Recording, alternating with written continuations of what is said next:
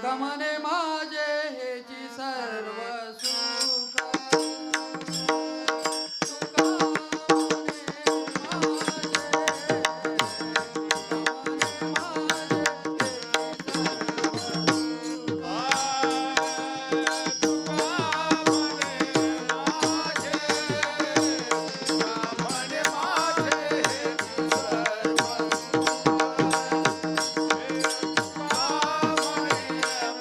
तुका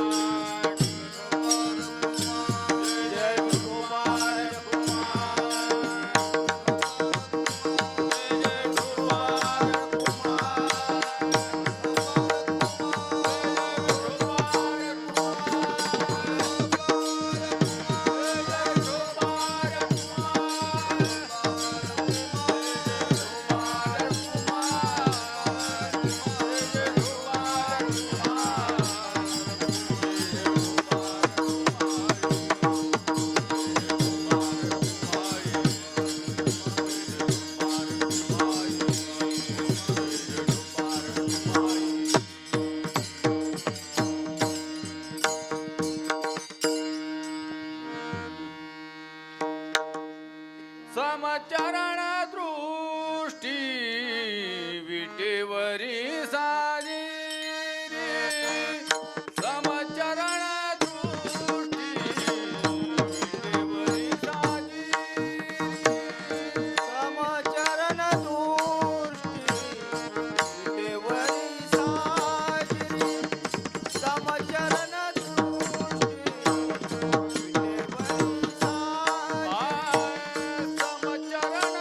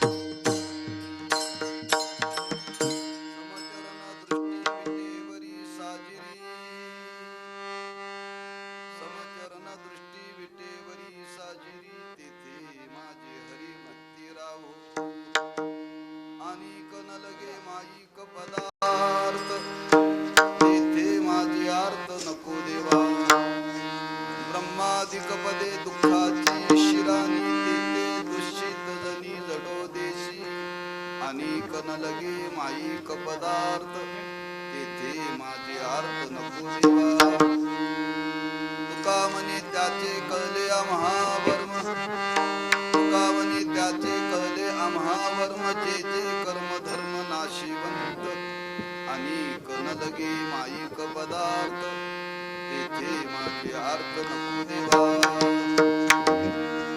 पांडुरंगा करू प्रथम नमन दुसरे चरण संतांची त्यांच्या कृपादानी कथेचा विस्तारू बाबाजी सद्गुरु दास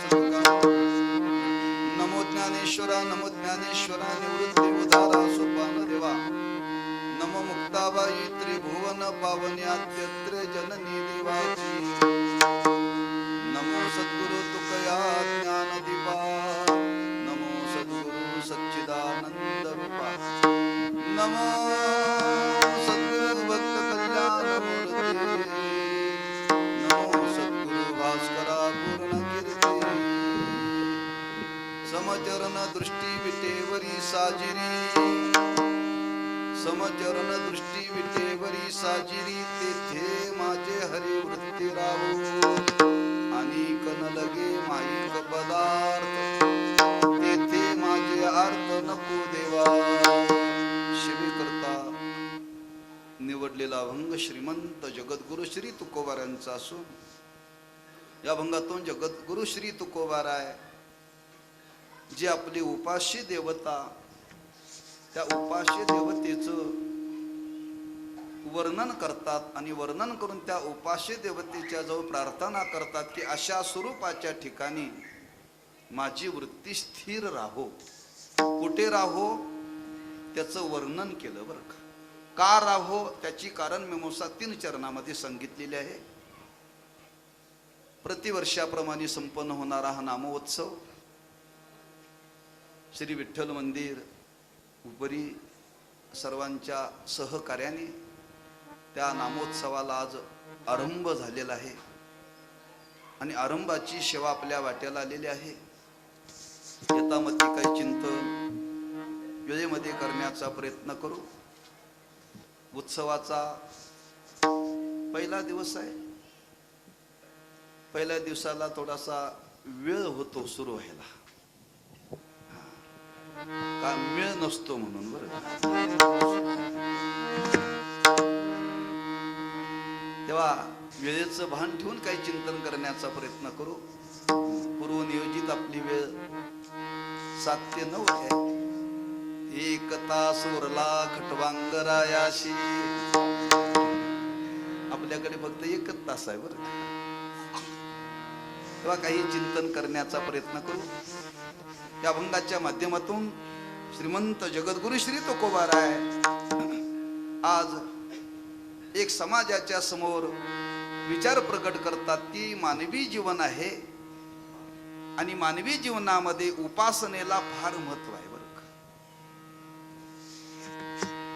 मग उपासनेला फार महत्व आहे मग उपासना कोणाची करावी म्हणून त्याच्यामध्ये त्रिपुटी सांगितली उपास्य दैवत उपासक आणि उपासना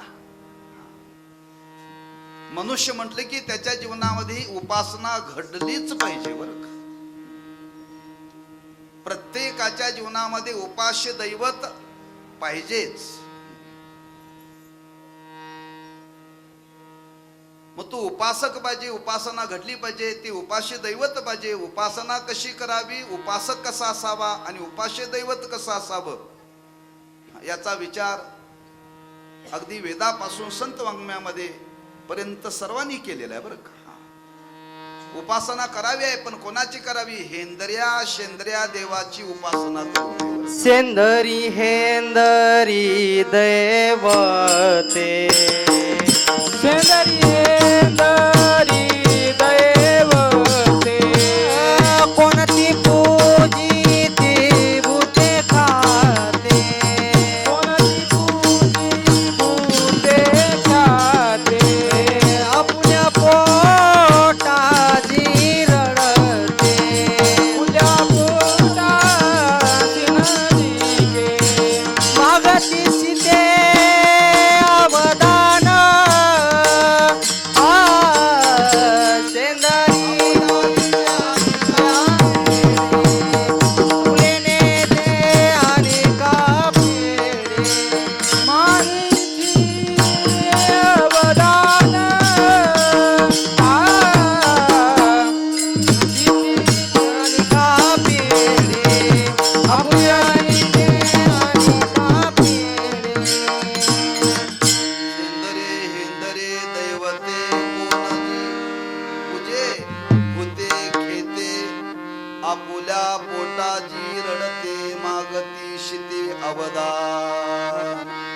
आज उपासना करणारा वर्ग आहे, पण हेंद्र्या शेंद्र्या देवतेची उपासना करणारा महाराज म्हणतात, ज्या हेंद्र्या शेंद्र्या देवताची तुम्ही उपासना करणार त्या देवतेचं स्वरूप काय? आपुल्या पोटाजी. ते देवच भक्ताकडे मागतात बर का. भक्ताला काय देणार हो? देवच अतृप्त आहे.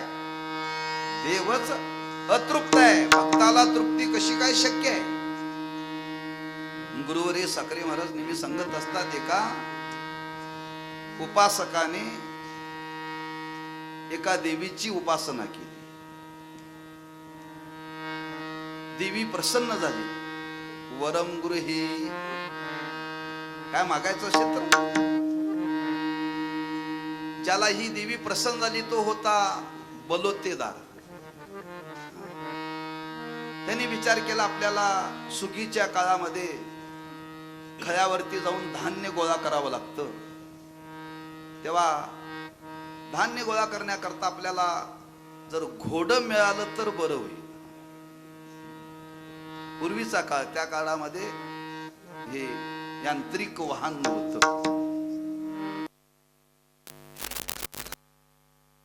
म्हणते मागावं, काय म्हणले, मी बलोतेदार आहे, मला धान्य गोळा करण्याकरता घोडं दिलं तर बरं होईल. ती देवी म्हटली, भक्ता तू मागितलेलं योग्य आहे, बरोबर आहे, पण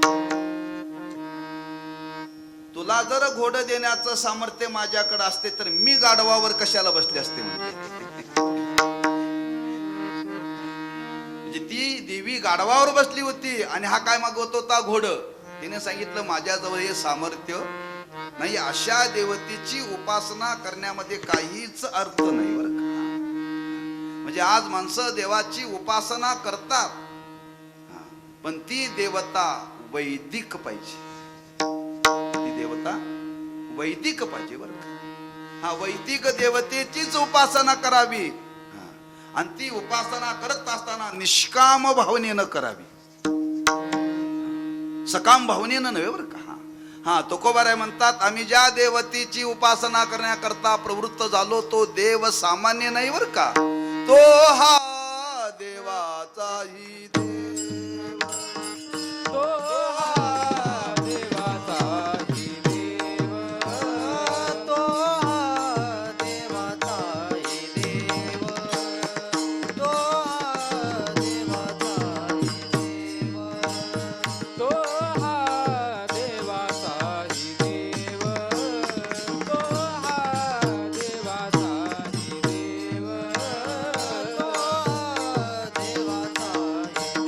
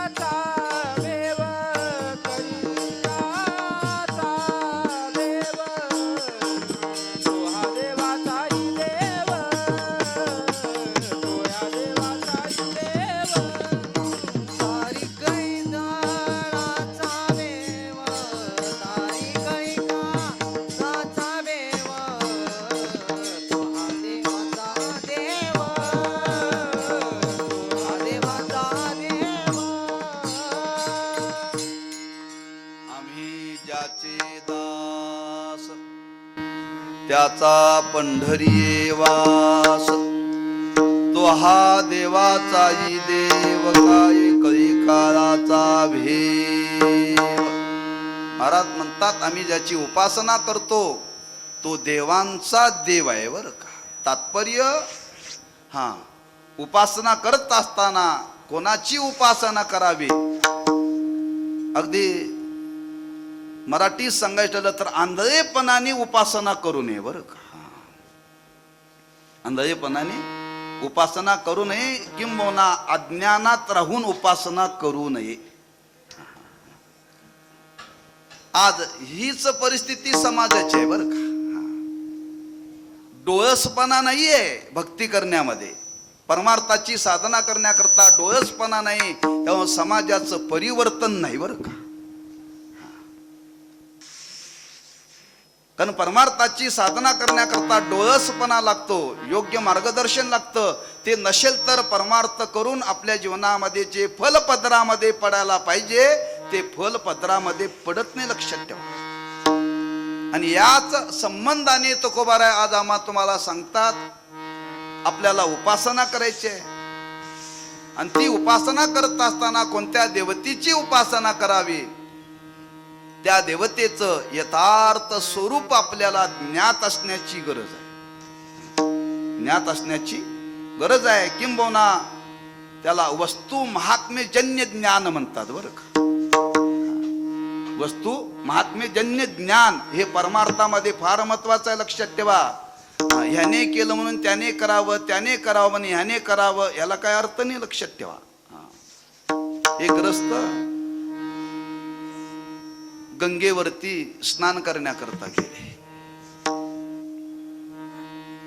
मग गेल्यानंतर त्यांनी दृश्य पाहिलं की एक ग्रस्त त्या गंगेवरती स्नानावरती जात असताना त्यांनी काय केलं,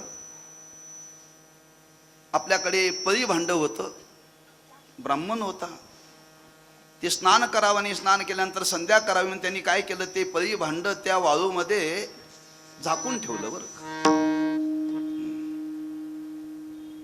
कारण आपण जाऊन येईपर्यंत ते कोणी जर उचललं तर, म्हणून त्यांनी ते झाकून ठेवलं. त्या वाळूचा शिग लावला की आपल्याला ते आल्यानंतर सापडावं. आणि असं ते झाकून ते गंगेच्या स्नानाकरता गेले. दुसरे ग्रस्त आले, त्यांनी पाहिलं, त्याला वाटलं बहुतेक गंगेचं स्नान करताना असं झाकून जायचं असते बरं का. दुसऱ्यांनी तेच केलं, तिसऱ्याने तेच केलं, चौथ्याने तेच केलं, पाचव्याने तेच केलं, सर्वांनी तेच केलं. जो पहिला गेला होता तो येऊन बघतो तर सगळे वाळूचे ढीग बरं का. अरे पण त्यानं का केलं होतं हे तुम्हाला माहिती आहे का. त्यानं केलं म्हणून यानं करायचं, ह्याने माळ घातली म्हणून त्याने माळ घालायची. हा पंढरपूरला चाला म्हणून ताई पंढरपूरला जायचं, असं चालत नाही बरं का. त्या जाण्याच्या मागं काय शास्त्र आहे का, त्याची गरज आहे का आपल्याला, ते आपण केलं पाहिजे का, त्याचं आपल्याला यथार्थ ज्ञान पाहिजे, लक्षात ठेवा. तेव्हा तुकोबाराय म्हणतात ज्या देवतेची आपल्याला जीवनामध्ये उपासना करायची आहे, त्या देवतेचं आपल्याला यथार्थ स्वरूप ज्ञात असण्याची गरज आहे. एक, उपासना करण्याकरता ती उपासना कशी करावी, स्थिर वृत्तीने करावी बरं का.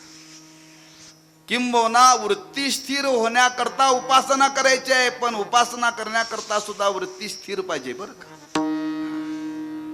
म्हणजे स्थिर होण्याकरता उपासना करायची आहे हे जरी खरं असलं तरी स्थिर वृत्तीनंच उपासना करता आली पाहिजे, लक्षात ठेवा. म्हणजे उपासना करण्याकरता वृत्ती स्थिर पाहिजे. म्हणजे ज्याची उपासना करायची आहे ती वैदिक देवता पाहिजे. जो उपासक आहे त्याच्या अंतःकरणाची वृत्ती स्थिर असली पाहिजे. आणि ती उपासना करत असताना त्या उपासनेतून आपल्याला शेवटी साध्यापर्यंत प्राप्त झालं पाहिजे बरं का. म्हणून पहिला विचार मांडलेला आहे उपास्य, उपासना आणि उपासक. उपासक कसा असावा, उपासक कोणत्याही जातीचा असावा, त्याला काय देणं घेणं नाही बरं का. फक्त उपासकाचं अंतःकरण शुद्ध पाहिजे, अंतःकरण शुद्ध पाहिजे. उपासना कोणी करा, या रे लहान थोर, सर्वांनी देवाची उपासना करावी बरं का. पण उपासना करण्याकरता कमीत कमी काहीतरी त्याला विशिष्ट अधिकार पाहिजे. तो किती वयाचा आहे, कोणत्या जातीचा आहे हा विचार गौण आहे, पण कमीत कमी त्याच्या अंतकरणाची शुद्धता तरी पाहिजे. अंतकरणाची शुद्धता पाहिजे. पण गंमत अशी आहे, उपासना करणाऱ्याच्या अंतकरणाची शुद्धता तर नाहीच आहे, पण चित्ताची स्थिरता पण नाही आहे. मग काय करावं? मग तुकोबारे म्हणतात एक करावं लागेल, आपल्याला उपासना करायची आहे ना, मग ज्या देवतेची उपासना करायची आहे त्या देवतेच्या ठिकाणी पहिल्यांदा वृत्ती स्थिर करण्याचा प्रयत्न करा. वृत्ती स्थिर करण्याचा प्रयत्न करा. मग वृत्ती स्थिर करण्याकरता काय करावं लागतं? काय केलं म्हणजे वृत्ती स्थिर होते? कशाने वृत्ती स्थिर होते? तसं वृत्तीला स्थिर करणं सोपं काम नाही बरं का. कारण त्या वृत्तीवरती अनंत जन्माचे संस्कार आहेत आणि अनंत जन्माचे संस्कार असल्यामुळे ती वृत्ती देवाकडे जायला तयार होत नाही. देवळाकडे माणसं का कमी येतात? ती यायलाच तयार होत नाही. ती यायलाच तयार होत नाही का? वृत्तीवरती अनंत जन्माचे संस्कार आहे. माणसं यावीत का माणसांना आणावं? यावी. आणून चालत नाही बरं का. सभेला माणसं आणायची असतात आणि कीर्तनाला माणसं यावी लागतात. म्हणून कीर्तनकाराने लक्षात ठेवा, जेवढी माणसं आलीत तेवढ्यावरती समाधान म्हणून कीर्तन करावं. ठेविले अनंते तैसेची. नाही, एवढीच माणसं असेल तर मी कीर्तन करेल, हे शक्य नाही बरं. शक्य नाही आहे. मग ती यावी लागतात. येत नाहीत का?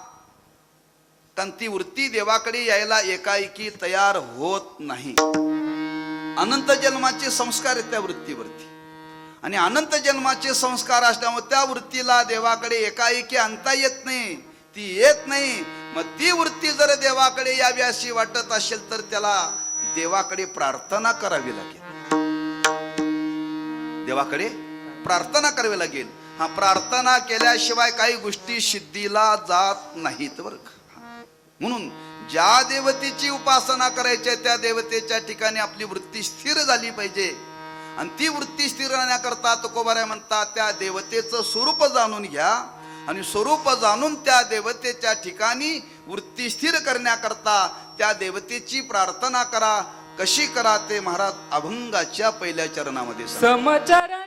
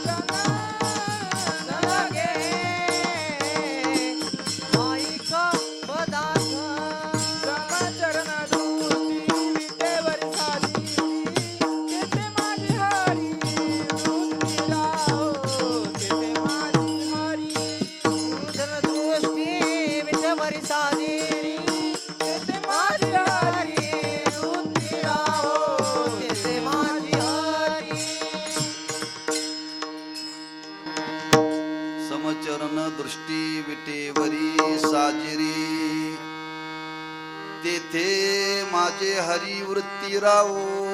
कुठे वृत्ती स्थिर राहो? त्या भगवंताच्या स्वरूपाचं वर्णन केले, काही विशेषण वापरलेले आहेत तुकोबाऱ्यांनी. समचरण, समदृष्टी, विटेवरी, साजिरी. त्या भगवंताचं वर्णन करताना महाराज म्हणतात तो आहे कसा? समचरण, त्याचे चरण सम आहे. समदृष्टी, त्याची दृष्टी सम आहे. विटेवरी, तो विटेवरी उभा आहे. आणि साजिरा आहे, सुंदर आहे. ही जाणीवपूर्वक महाराजांनी त्या शब्दाची रचना केलेली आहे बरं का. आपण देवाला पाहतो असाच देव आहे बरं का.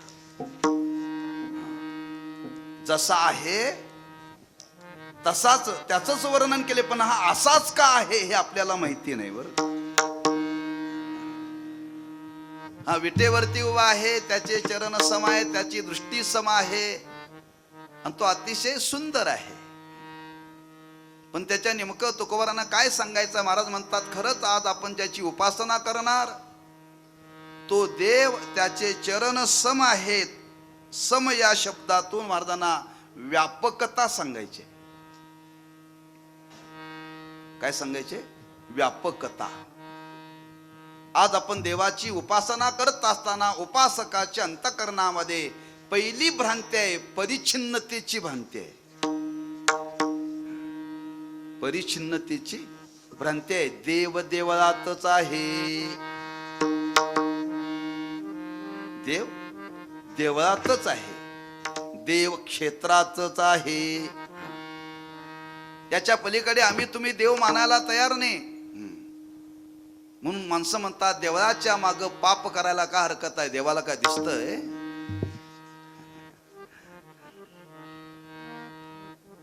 म्हणजे देवळात राहणारी माणसं काय म्हणतात? देवाच्या माग पाप करायला का हरकत आहे? का देव देवळात आहे, त्याला मागचं काय दिसतंय? म्हणजे आमची तुमची ज्या देवाची आज आपण उपासना करतो, भक्ती करतो, त्या देवतेविषयी परिच्छिन्नतेची भ्रांती आहे. देव मर्यादित आहे. देव मर्यादित आहे बरं का. हा फार मोठा परमार्थातला दोष आहे बरं का. भल्या भल्या नाही, सामान्याना नाही. आणि हा गेला पाहिजे. देवाची उपासना करायची आहे. महाराज म्हणतात त्या देवतेची उपासना करणार तो देव सम, म्हणजे हा सर्व ठिकाणी सारखाच आहे. विठ्ठल जळी स्थळी भरला, स्थळी भरला, पिता ठाव नाही उरला, पिता ठाव नाही उरला, आजीना दृष्टीने पाहिला, आजीना दृष्टीने पाहिला, विठ्ठल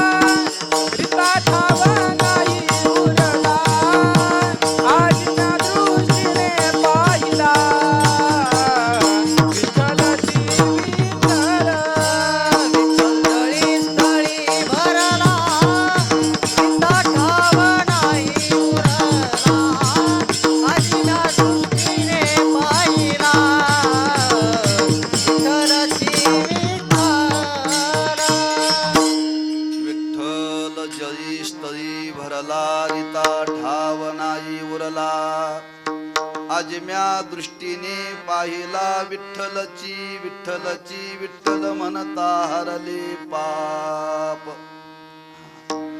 तो सर्वत्र आहे बरं. म्हणजे ज्याची आज आपण उपासना करणार तो विटेवरती जरी उभा असला तरी महाराज म्हणतात त्याला आम्हाला तुम्हाला जाणीव करून द्यायची आहे. त्यांनी चरण सम ठेवलेत. सम ठेवलेत म्हणजे तो सर्व ठिकाणी सारखाच आहे. सर्व ठिकाणी म्हणजे कुठलीही वस्तू घ्या, प्रत्येक वस्तूमध्ये तो सारखाच आहे. म्हणजे तो सर्व ठिकाणी भरलेला आहे. शून्य स्थावर जंगम व्यापोनी राहिला अकळ, बाप रखुमा देवी वरू विठ्ठलू सकळ. व्यापकता लक्षात आली पाहिजे बरं का. त्या पुराणातला एक प्रसंग आहे.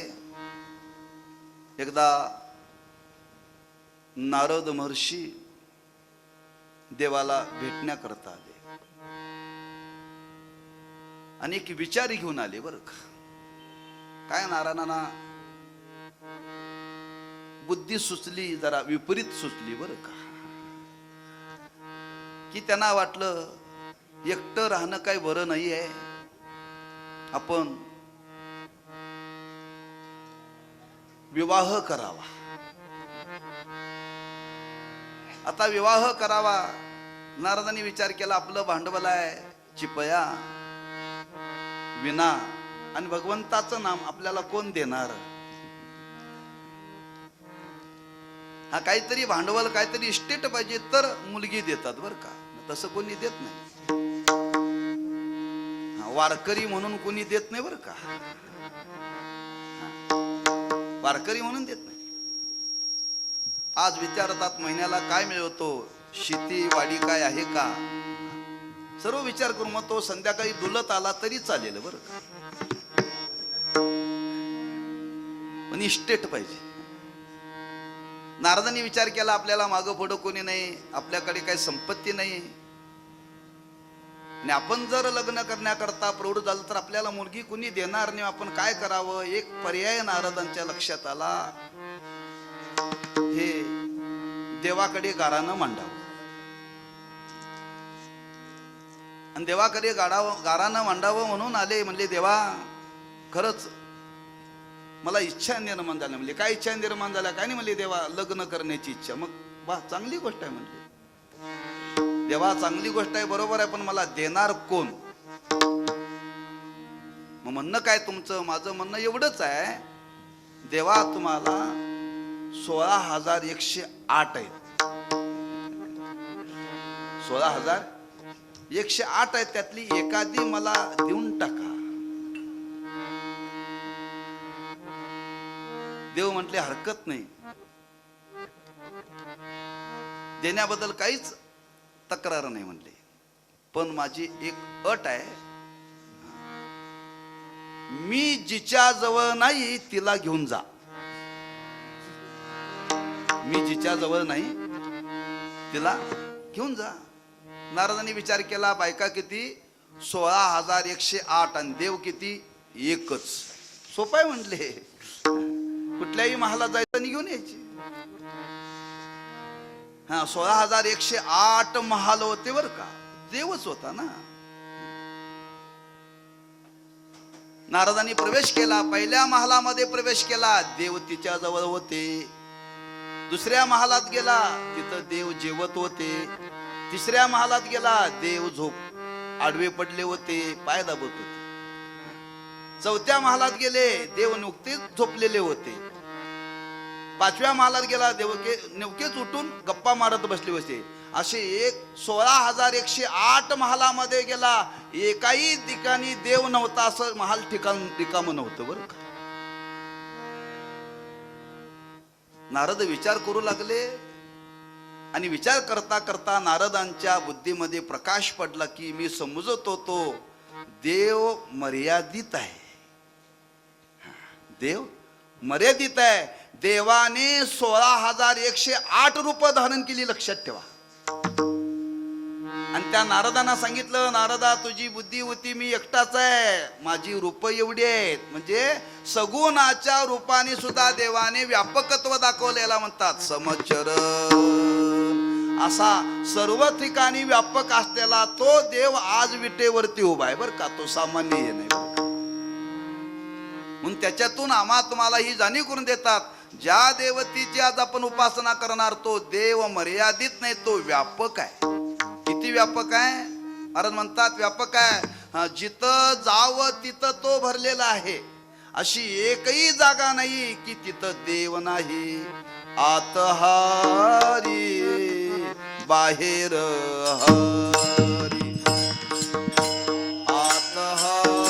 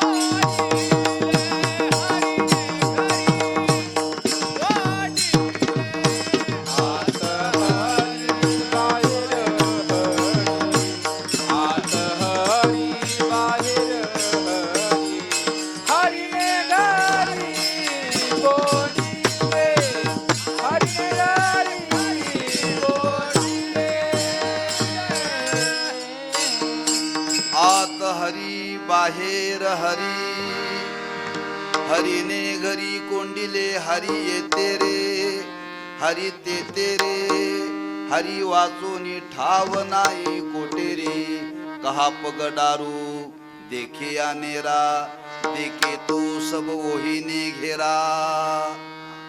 तो परमात्मा सर्व ठिकाणी सारखाच आहे, व्यापकत्व सांगितलं बरं का. म्हणजे ज्या देवतेची आज आपण उपासना करणार, महाराज म्हणतात तो आज विटेवरती जरी उभा असला तरी महाराज म्हणतात त्या देवतेचं स्वरूप जाणून घ्या, तो व्यापक आहे.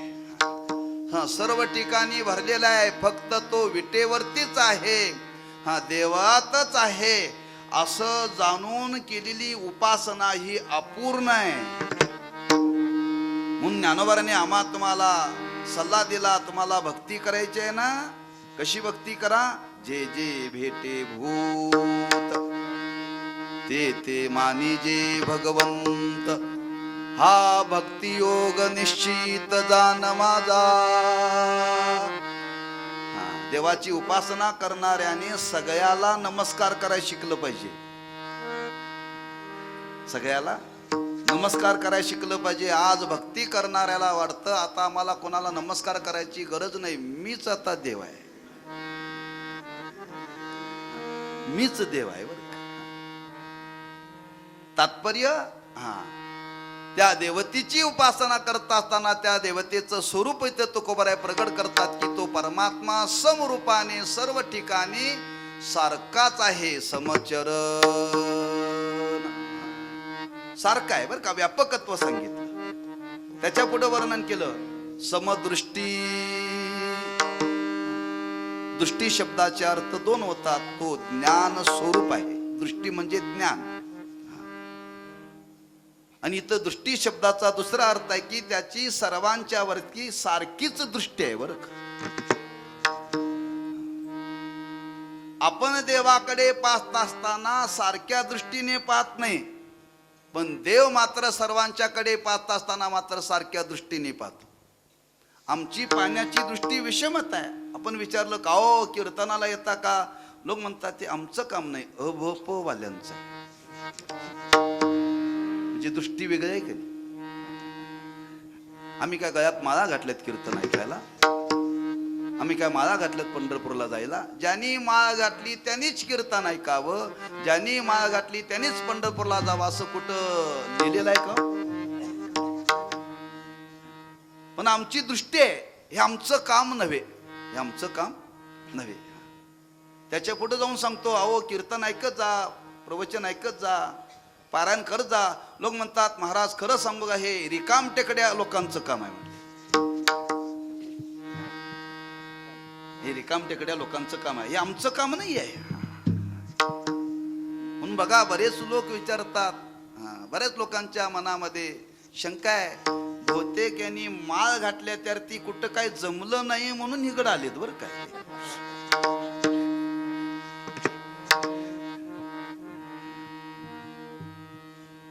बऱ्याच लोकांची त्याच्या पुढची धारणा आहे, बहुतेक माळ घातल्या बहुतेक सुटत नव्हती म्हणून घातल्यावर. मला त्यातला भाव सांगायचा आहे, बघण्याची दृष्टी. म्हणजे आम्ही देवाकडे पाहत असताना आमच्या बघण्यामध्ये दृष्टीत विषमता आहे, पण देव सर्वांच्याकडे पाहत असताना सारख्याच दृष्टीने पाहतो, त्याच्या पाहण्यामध्ये विषमता नाहीये, विषमता नाही बरं का. म्हणजे काय हो, त्याचं वर्णन केले शास्त्रामध्ये. तो सर्वांना कर्म सापेक्ष फल सारखंच देतो, कर्म सापेक्ष फल सर्वांना सारखंच देतो, याला म्हणतात समदृष्टी. हा त्याच्या ठिकाणी विषमता नाही. विषमता कशाला म्हणतात आणि समता कशाला म्हणतात ते पहिल्यांदा कळलं पाहिजे बरं का. आज आम्ही आमची धारणा आहे, काय धारणा आहे, सर्वांना सारखंच मिळालं पाहिजे, सर्वांना सारखंच मिळालं पाहिजे. ही समता आहे का विषमता आहे. आमची भावना आहे सर्वांना सारखंच. आता ते निवडणुकीचं वार आहे, ते म्हणते मी असं आमचं सरकार आल्यानंतर करून ठेवली की कोणीही गरीब राहणार नाही. अरे ब्रह्मदेवाला जमलं नाही, तुला जमेल होय? अरे डोकं ताळ्यावरती ठेवून बोला ना. काय म्हणतोय तो? आमचं सरकार आलं ना, हा एकही गरीब राहणार नाही. अरे गरीब आणि श्रीमंत जोपर्यंत आहे तोपर्यंत जग आहे, लक्षात ठेवा. अरे तत्व जाणून बोला. हा काही जीव उचलून टाळायला लावू नका. हा गरीब गरीब, कधी गरीब श्रीमंत होईल, कधी श्रीमंत गरीब होईल, पण गरीब गरीब सगळे निघून जातील आणि सगळे श्रीमंत होतील असं कधीच होऊ शकत नाही.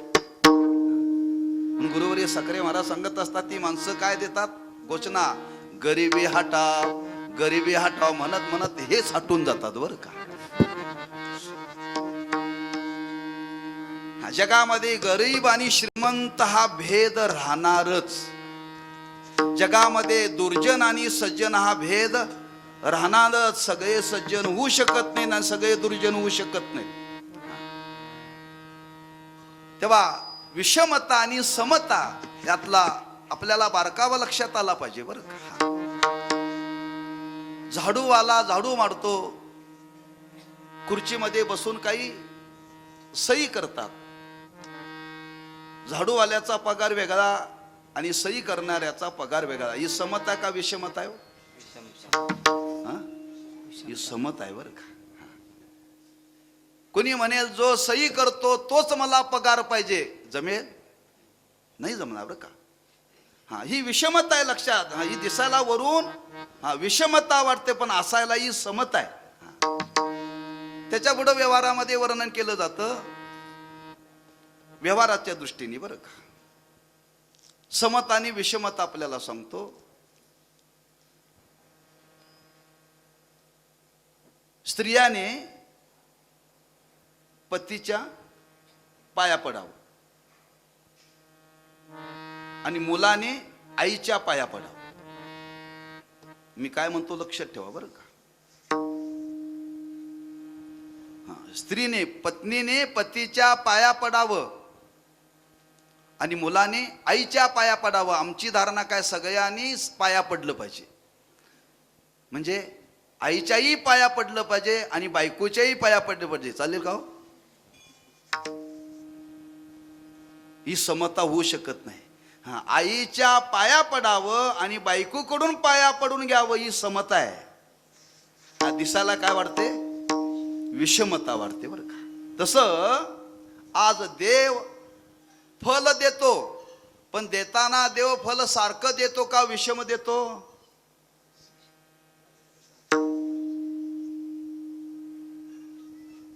खरं सांगा बरं का. पण लोक देवाच्या नावानं खडं बोलतात ना. देवाने आमचं वाटोळ केलं, देवाने आमचं वाटोळ केलं. देव कोणाचं वाटोळ करत नाही. जसं ज्याचं कर्म आहे त्या कर्माप्रमाणे तसं त्याला फल देतो. त्याच्यामध्ये तो कधीही बदल करत नाही. कधी बदल करत नाही, लक्षात ठेवा. एक ग्रस्त प्रवासाला चालले होते. उन्हाळ्याचे दिवस होते, मे महिना आणि दुपारची वेळ. तेव्हा विश्रांती घ्यावी म्हणून एका झाडाखाली विश्रांतीला थांबले. आणि विश्रांतीला थांबल्यानंतर गाढ झोप लागली.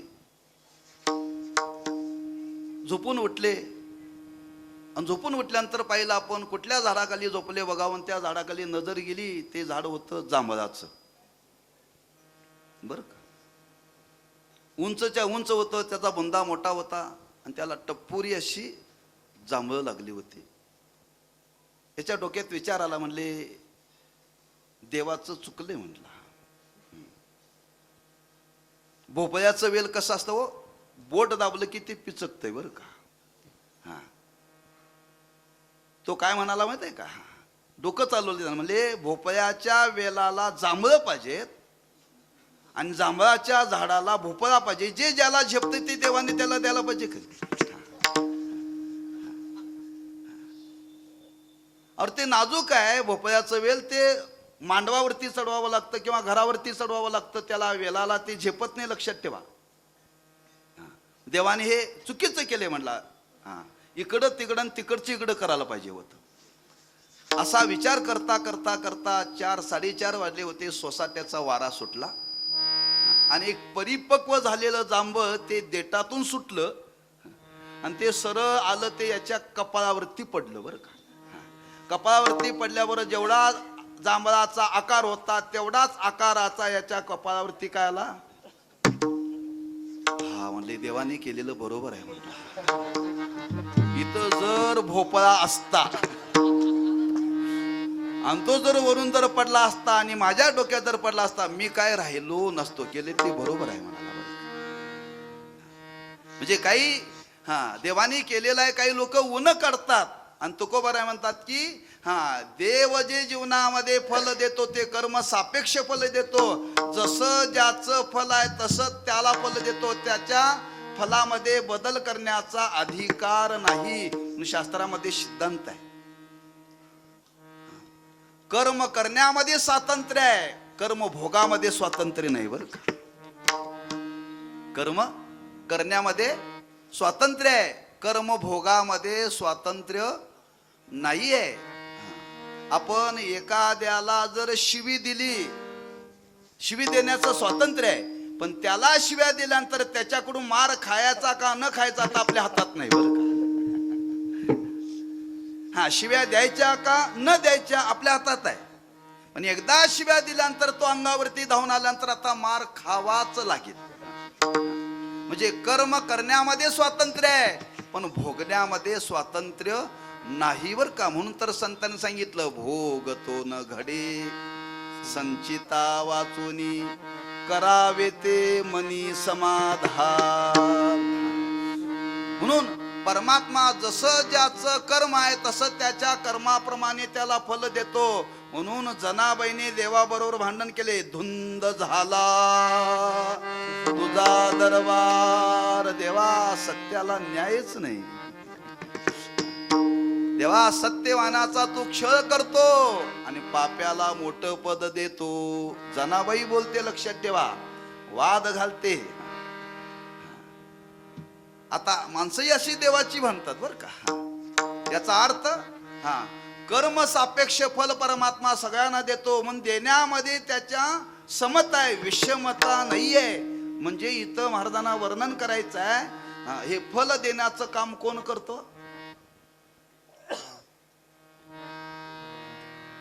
कोण करतो? देव करतो. पण कोणता देव?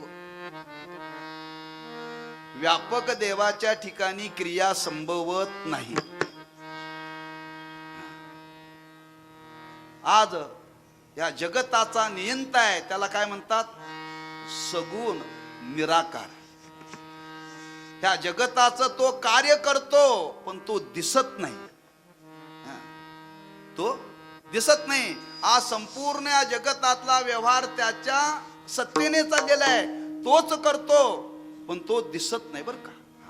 म्हणून तिन्ही रूपाचा विचार इथं मांडलेला आहे बरं का. निर्गुण निराकार, सगुण निराकार आणि सगुण साकार. समदृष्टी म्हणजे तो परमात्मा सगुण निराकार आहे, तो दिसत नाही पण त्याचं कार्य दिसतं. वृक्षाची ही पान हले ज्याची सत्ता, पान हलतेलं दिसतं पण देव दिसत नाही. शरीर चालतेलं दिसतं पण देव दिसत नाही.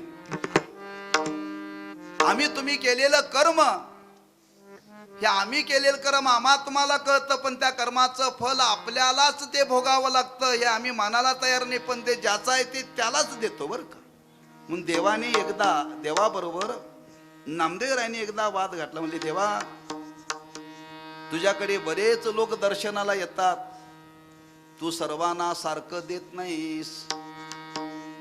देव म्हटले, नामदेवा एकदा आपण असं करू, मी खाली उतरतो तू विटेवर उभा राहा. तू विटेवर उभा राहा आणि त्या विटेवरती उभं राहा आणि मग मला काय ते सांग बर का. इथं खाली उभा राहून सांगू नकोस. लोक म्हणतात कीर्तनकारांनी असं सांगायला पाहिजे होतं, कीर्तनकारांनी तसं सांगायला पाहिजे होतं. इथं येऊन उभा राहा म्हणजे काय सांगायचे ते कळतंय बरं का.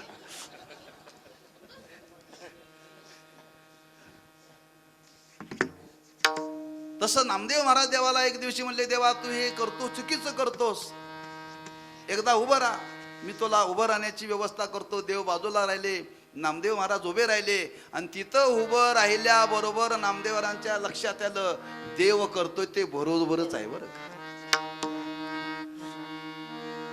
गुरुवर्य साखरे महाराज हे गमतीन सांगत असतात बरं का. तुम्हाला सांगतो आज किती जातीचे लोक आहेत, 18 पगड जातीची लोक आहेत. एक 19वी नावाची जात आहे माहित आपल्याला. हा 18 पगड जाती माहित आहेत. 19वी जात आपल्याला, 19वी जात म्हणजे डायव्हरची बर का. त्या स्टिअरिंग वरती बसलं ना, गाडी चालवताना तो किती सज्जन असला, वारकरी जरी असला, कीर्तनकार असला, तरी गाडी चालवताना कोणी आडवा आला की शिवीशिवाय बोलणारच नाही. त्या जागेचं महात्म्य आहे. त्या जागेचं मला सांगण्याचा मुद्दा लक्षात बघ, तिथं गेल्यानंतर कळतं काय पुढं चाललंय ते बरं का. तसं नामदेव महाराजांना सांगितलं इथं उभं राहा म्हणजे तुला कळेल.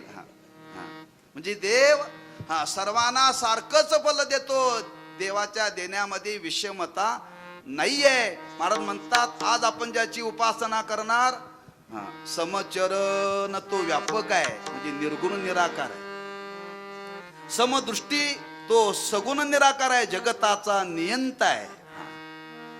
आणि ज्याची आज आपण उपासना करतो तोच सगुण साकार रूपाने आज विटेवरती उभा आहे. तिन्ही रूपाचं ऐक्य सांगणार हे रूप म्हणजे विटेवरच आहे बर का. ज्ञानदेव म्हणे सगुण निर्गुण, ज्ञानदेव म्हणे सगुण निर्गुण, ज्ञानदेव म्हणे सगुण निर्गुण, ज्ञानदेव म्हणे सगुण निर्गुण, रूप विटेवरी दाविली खून, दाविली खून, रूप विटेवारी दाविले खूण, दाविले खूण, रूप विटेवरी दाविली खून, रूप विटेवरी दाविली खून, रूप विटेवारी दाविले खूण, दाविले खूण, पांडुरंगी मन रंगले, पांडुरंगी मन रंगले, पांडुरंगी मन रंगले, पांडुरंगी मन रंगले.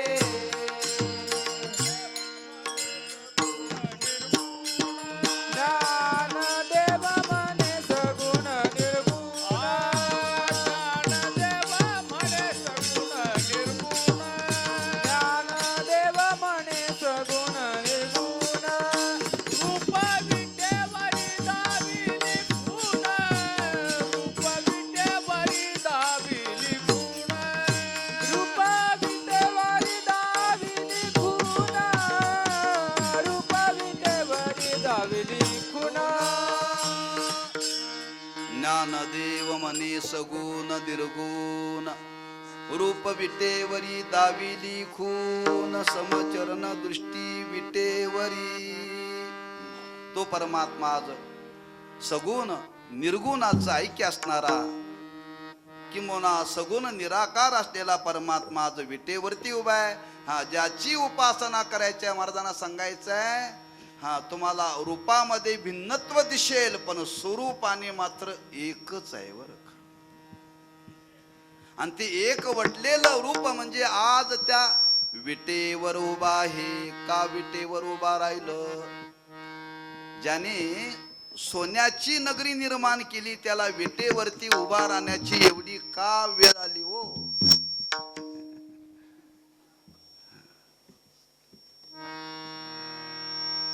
पांडवांच्या बरोबर देवाने युद्ध केलं, त्यांच्या करता देवानी बराच काळ आपल्या अवतारातला खर्च केला. संतांनी वर्णन केले, देवकीने वाहिला, यशोदेने पाळिला, पांडवांचा बंदीजन ओवोनिया राहिला. मग त्या देवाने स्वतंत्र नगरी निर्माण केली, द्वारका, सोन्याची. मग सोन्याची नगरी ज्याला निर्माण करता येले त्याला विटेवरती उभं राहण्याची वेळ का आली? बर राहायचं होतं, माझं मत होतं विटेवरती उभं राहायचं होतं, ती कमीत कमी सोन्याची तरी करावी कमी, सोन्याची तरी करावी कमी. नाही सोन्याची, कमीत कमी आपण चांदी नगरीत राहतोय, चांदीची तरी असावी कमी. म्हणजे एवढा हा जगताचा नियंता सत्ताधीश असताना विटेवरी का विटेवरती उभा राहिला? राहण्याचं कारण काय? त्याचं एक कारण त्याच्यामध्ये अतिशय महत्वाचं कारण आहे. वीट कोणी फेकली? पुंडलिकाने. पुंडलिक कोण होता? भक्त होता. मग पुंडलिकाने वीट फेकली ही वैतागून फेकली का प्रेमाने फेकली? वैतागून नाही, प्रेमाने फेकल्या, लक्षात ठेवा. आम्ही तुम्ही वैतागून घरातली भांडी फेकतोय.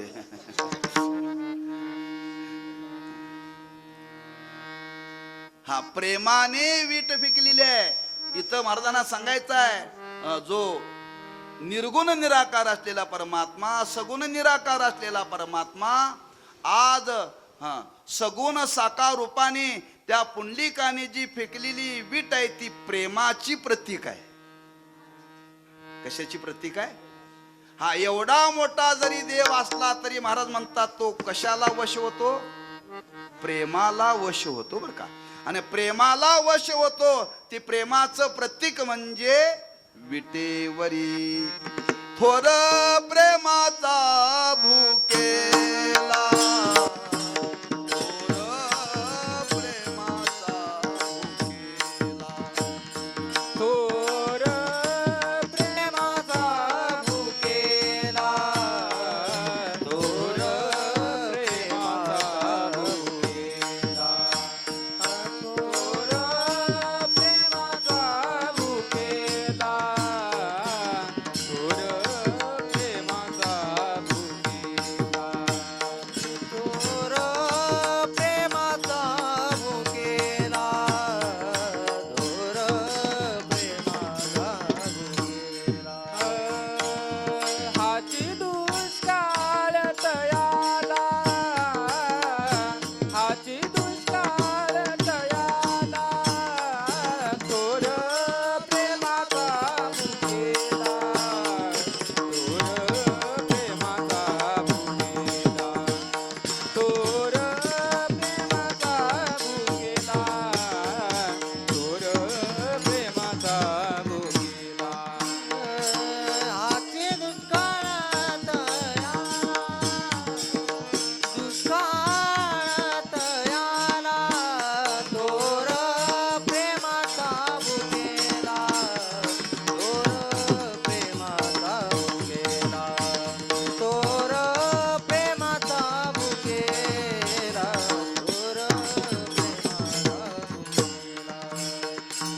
थोर प्रेमाचा भुकेला. थोर प्रेमाचा भुकेला, हाची दुष्काळात आला, हाची दुष्काळात आला, हाची दुष्काळात आला.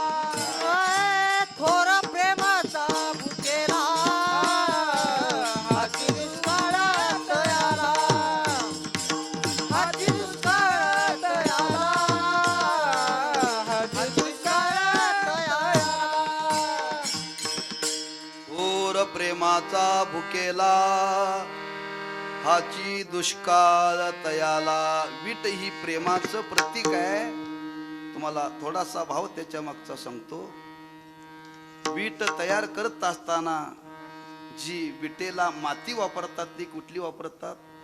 माळरानाची नाही काय माळरानाची काय हो म्हणताय साहेब नदीची लागते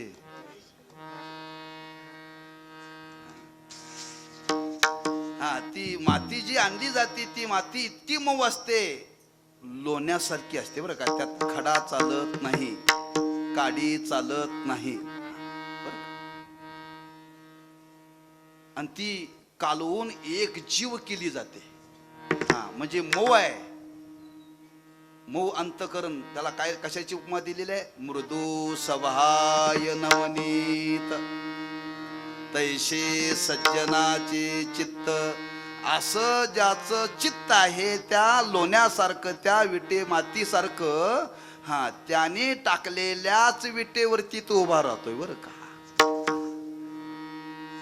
बर ती माती मऊ आहे ती कालवली जाते आणि ती भट्टीमध्ये भाजली जाते भट्टीमध्ये भाजली जाते म्हणजे परिपक्व कच्च प्रेम नाही बरं का कच्च प्रेम नाहीये हा आता ती वीट भाजलेली आहे हा ती तयार करताना तिला जास्त पाणी चालत नाही तयार झाल्या जर वरून आणि जर वर्षाव केला तर ती वीट रूपात राहत नाही बरं का पण ती वीट तयार झाल्यानंतर ती अग्नीमध्ये भाजली आणि भाजल्यानंतर परिपक्व झाली किती पाणी ओढते हो गौंड्याला विचारा ती बांधताना तुमची पहिल्यांदा पाण्यात भिजवा आणि मग द्या जेवढं पाणी ओढून वीट घेते तेवढा दगड घेत नाही बरं का दगडाला पाण्याचा संबंधच नाही पाणी जेवढं वीट ओढून घेईल तेवढी समजावं ही परिपक्व आहे बरं का पण आधी जर पाण्याचा संबंध आला भाजण्याच्या आधी तर म्हणजे जी वीट आहे ती प्रेमाचं प्रतीक आहे आणि जे प्रेम आहे ते सामान्य नाही परिपक्व याचा शब्दाचा अर्थ लक्षात ठेवा भाजणं म्हणजे ज्ञान होणं आणि ज्ञानानंतर जे प्रेम निर्माण होतं ते खरं प्रेम त्याला म्हणतात ज्ञानोत्तर प्रेम बरं का हे ज्यांच्या जीवनामध्ये आहे त्यांच्या करता देव धावून येतो ज्यांचं प्रेम कच्चा आहे त्यांच्या करता येत नाही बीज भाजोनी केली लाई आम्हा जन्म मरण नाही ती कच्ची परिपक्व झालेली आहे आणि परिपक्व झालेली अशी वीट ज्ञानानंतरही ज्याच्या जीवनामध्ये प्रेम आहे अशा भक्ताने फेकलेल्या विटेवरती देव उभा राहतो विटेवरी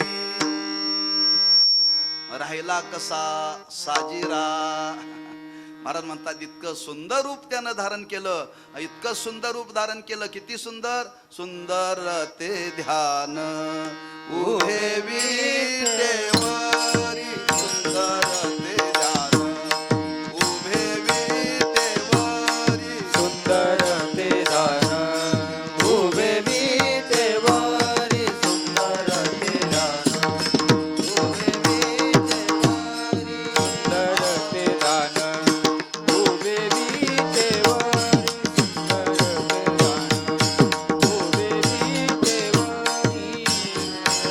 ध्यान उभे विटेवरी सुंदर ते ध्यान उभे विटेवरी करकटावरी ठेवोनिया करकटावरी ठेवोनिया तुझे हार गळा कास पीतांबर तुझे हार गळा कास पीतांबर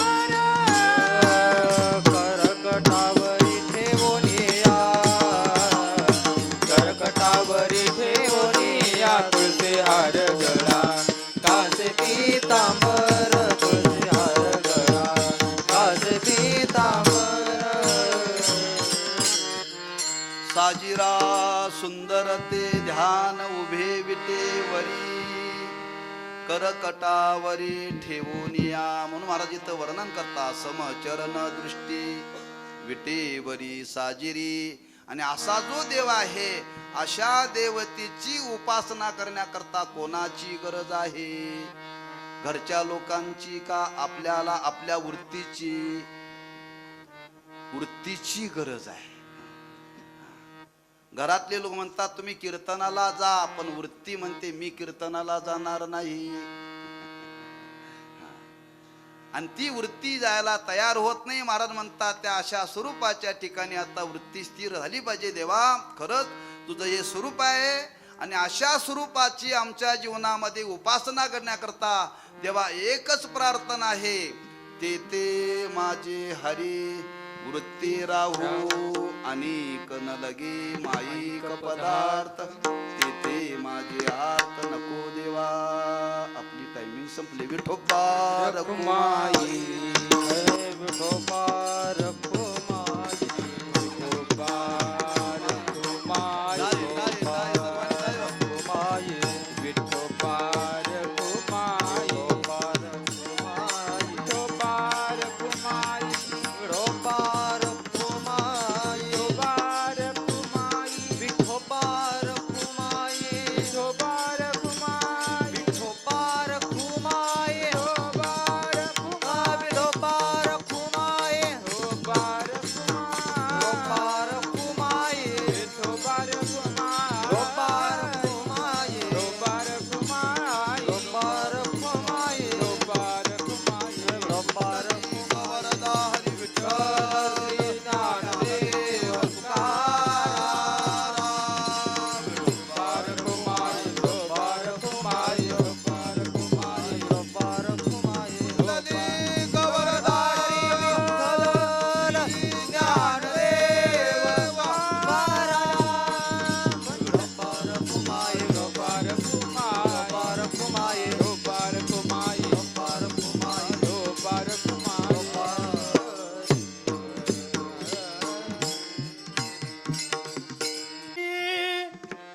विठेवरी साजिरी समचरणा दृष्टी, विठेवरी साजिरी समचरण दृष्टी विटेवारी साजिरी, समचरण दृष्टी विटेवारी साजिरी, समचरण दृष्टी विठेवरी साजिरी, समचरण दृष्टी विठेवरी साजिरी, समचरण दृष्टी विटेवारी साजिरी, समचरण दृष्टी विटेवारी साजिरी.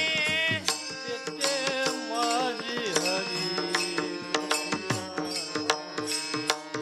येते माझी हरी, येते माझी हरी उशिरा हो.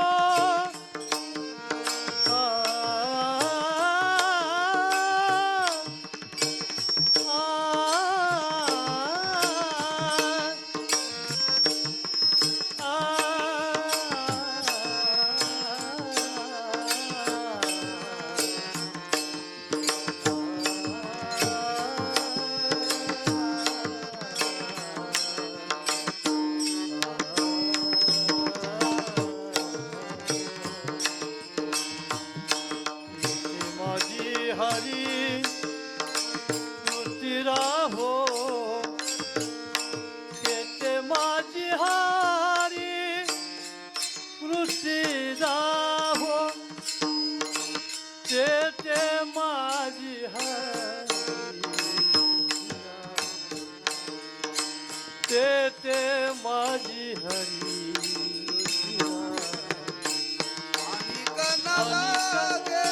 घे माईक पदार्थ, अनिक घे माईक पदार्थ, तेथे माझे हरे वृत्ती राहू, तेथे माझे हरे वृत्ती राहू.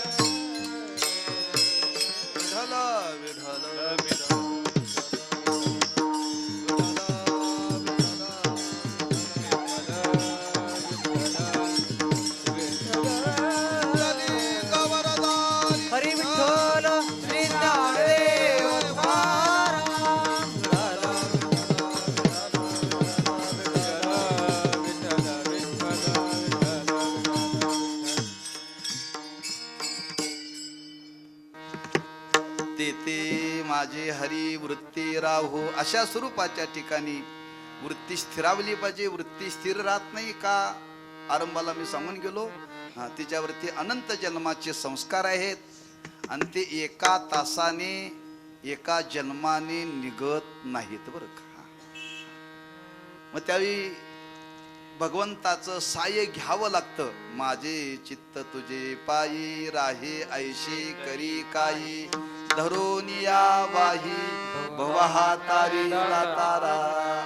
त्या भगवत स्वरूपाच्या ठिकाणी वृत्ती स्थिर करण्याकरता आपल्याला भगवंताचं साह्य घ्यावं लागेल. कसं घ्यावं लागेल त्याचा विचार पुष्कळ आहे. ती वृत्ती भगवंताच्या स्वरूपाच्या ठिकाणी स्थिरावली पाहिजे. कारण स्थिर झाली तर आपल्याला जीवनामध्ये उपासना करता येते. एवढीच आमची देवा तुझ्याजवळ प्रार्थना आहे. याच्या व्यतिरिक्त आम्हाला तुला काहीही सांगायचं नाही. अनेक न लगे माईक पदार्थ ते माझे आर्त नको देवा. माईक म्हणजे माया कार्य, मायेपासून जी उत्पन्न झालेलं आहे त्याला म्हणतात माईक. ह्याला माईक म्हणतात तेवढंच आपल्याला माहिती आहे. जे मायेपासून उत्पन्न झालेलं आहे ते जड आहे, दुःखरूप आहे आणि विनाशी आहे. तू सुखरूप आहेस, ज्ञान स्वरूप आहेस, अविनाश स्वरूपाचा आहेस. म्हणून अनेक न लगे माईक पदार्थ ते माझे आर्त नको देवा. पण देवा हे माईक पदार्थ जरी असले तरी याच्या ठिकाणी आकर्षण फार आहे आणि त्या आकर्षणाला पाहून माझी वृत्ती तिकडं जाईल. ती जाऊ देऊ नको. ते माझे आर्त. आज जग खऱ्याला बोललंय का खोट्याला बोललंय? खोट्याला. का खोटं निर्माण करणारी ही माया आहे आणि मायेनं निर्माण केलेल्या त्या मायेच्या माणसं अधीन जातात आणि परिणाम दुःख भोगावं लागतं. देवा ते आकर्षण पाहिल्यानंतर तिकडं माझी वृत्ती जाईल, ती जाऊ देऊ नको. ते माझे आर्त नको देवा. मग ते या लोकातले विषय असो परलोकातले विषय असो, शेवटी माया कार्यच आहे. जरी ब्रह्मदेवाचं पद जरी मिळालं तरी देवा त्यालाही दुःख सुटलेलं. ब्रह्मादिक पदे दुःखाची शिरानी. शिरानी म्हणजे शेवटचं पद. त्यालाही दुःख सुटलेलं नाही. माऊलीने वर्णन केले मृत्यूची या मापाशी ग झाला. माऊली म्हणतात धान्याची रास आहे आणि त्या धान्याच्या राशीवरचा शेवटचा दाना म्हणजे ब्रह्मदेव. हे मृत्यूचं माप आहे आणि त्याचा शेवटचा वरचा म्हणजे ब्रह्मदेव. त्यालाही हे चुकलेलं नाही आहे. पण तिथलं इथल्यापेक्षा ऐश्वर्य दिव्य आहे.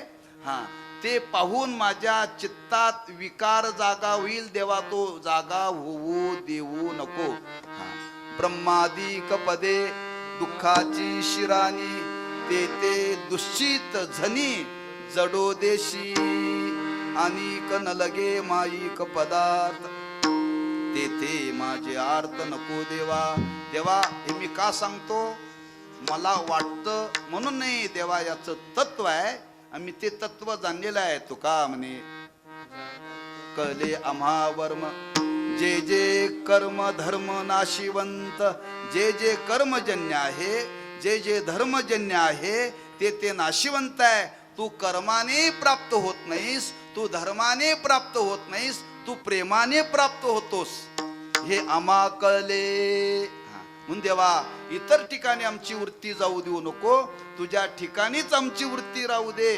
तुका म्हणे आम्हा कळले वर्म जे जे कर्म धर्म नाशिवंत अनेक न लगे माईक पदार्थ ते माझे आर्त नको देवा. ज्ञानेश्वर माऊली ज्ञानराज माऊली तुकाराम. ज्ञानेश्वर माऊली ज्ञानराज माऊली तुकाराम. ज्ञानेश्वर ज्ञानेश्वर ज्ञानेश्वर माऊली ज्ञानराज माऊली महाराज ज्ञानेश्वर ज्ञानेश्वर ज्ञानेश्वर माऊली ज्ञानराज माऊली. महाराज ज्ञानेश्वर माऊली ज्ञानराज माऊली. महाराज ज्ञानेश्वर माऊली ज्ञानराज माऊली.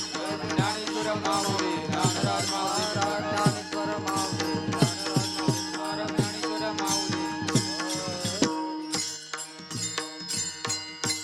समचरण दृष्टी विटेवरी साजिरी तेथे माझे हरी वृत्ती रावो अनिक न लगे माईक पदार्थ तेथे माझे अर्थ नको देवा ब्रह्मादिक पदे दुःखाची शिराणी तेथे दुश्चित जनी जडो देशी तुका म्हणे त्याचे कळले आम्हा वर्म जे जे कर्म धर्म नाशिवंत अनिक न लगे माईक पदार्थ तेथे माझे अर्थ नको देवा. वेळेची मर्यादा मनी मानशी घेऊन काहीचा विचार सांगण्याचा प्रयत्न केलेला आहे. झालेली सेवा त्या भगवंताच्या चरणी समर्पित करायची आहे आणि त्या भगवंताकडे एवढंच मागायचं आहे, देवा आज आम्ही हा उत्सवाचा आरंभ केलेला आहे तेव्हा 7 दिवस आमची वृत्ती प्रपंचाकडे जाऊ देऊ नकोस. 7 दिवस घराचा दाराचा विचार करायचा नाही. गोंधळी महाराज तेथे माझे हरी काला केल्यानंतरच वृत्ती घराकडे गेली पाहिजे. त्या 7 दिवस त्या देवाच्या जवळ राहावी आणि 7 दिवसातला सर्व आनंद आपल्याला भोगायला मिळावा. वृत्ती स्थिर राहील तर आनंद, देव देवळात चित्त घरात. तेव्हा ती वृत्ती स्थिर राहावी आणि तो आपल्याला अधिक अधिक आनंद भोगायला मिळावा अशी त्या भगवंताच्या चरणी प्रार्थना करून सेवेला पूर्ण रामदेव पायाच्या प्रसादी काही बोलिलो विनोदे मज क्षमा करणे संती नवे अंगभूत युक्ती नोह्या उपदेश तुमचे बडबडिलो शेष तुमच्या कृपेचे पोसणे जन्मो जन्मी तुका म्हणे तुकाराम तुकाराम.